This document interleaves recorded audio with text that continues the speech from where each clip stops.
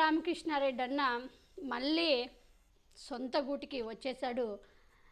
తను ఆవేశంలో నిర్ణయం తీసుకున్నాడని ఆ రోజే మనం అందరం అనుకున్నాము.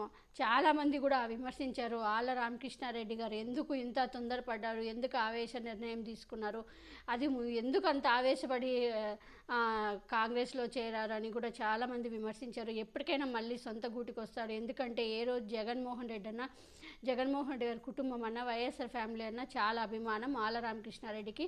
అంతేకాకుండా ఏ రోజు చేరిన తర్వాత కూడా జగన్మోహన్ రెడ్డి గారిని కానీ ఏమీ అనలేదు అంటూ కూడా చాలామంది మనం అనుకున్నాం. ఆ రోజే అలాగే జరిగింది. ఈరోజు జగన్మోహన్ రెడ్డి అన్నని కలిశారు. కలిసిన తర్వాత జగన్మోహన్ రెడ్డి గారు మంగళగిరి గెలుపుకి కృషి చేయమని అడిగారు. తప్పకుండా చేస్తానని కూడా తను మాటిచ్చారు.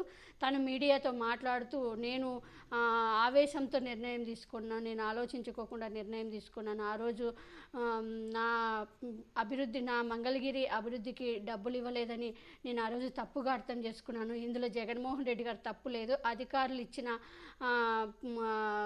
అధికారులు సరిగా స్టేట్మెంట్ ఇవ్వలేదు జగన్మోహన్ రెడ్డి గారికి, మంగళగిరికి ఏమేమి కావాలి అనేది.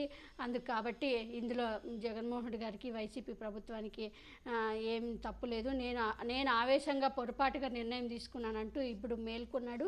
మేల్కోయిన తర్వాత జగన్మోహన్ రెడ్డి గారు నాకు మొత్తం ఏ జిల్లా అంతా చూసుకోమన్నా చూసుకుంటాను, ఏమి అప్పచెప్పినా చూసుకుంటాను, నేను మళ్ళీ నా సొంత గూటుకు వచ్చానంటూ సంతోషపరిచాడు.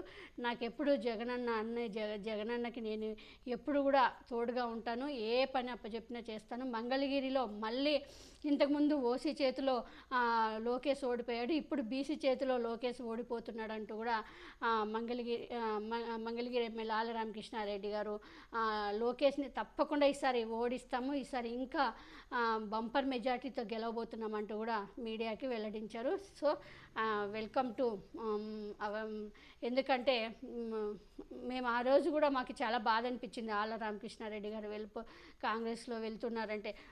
సరే జగన్మోహన్ రెడ్డి గారు అలిగినా సైలెంట్గా ఉన్నా పోయేది, కానీ తొందరపడి ఆవేశపడి కాంగ్రెస్లో చేయడం అనేది చాలా అది పెద్ద తప్పు అనేది అందరూ విమర్శించారు.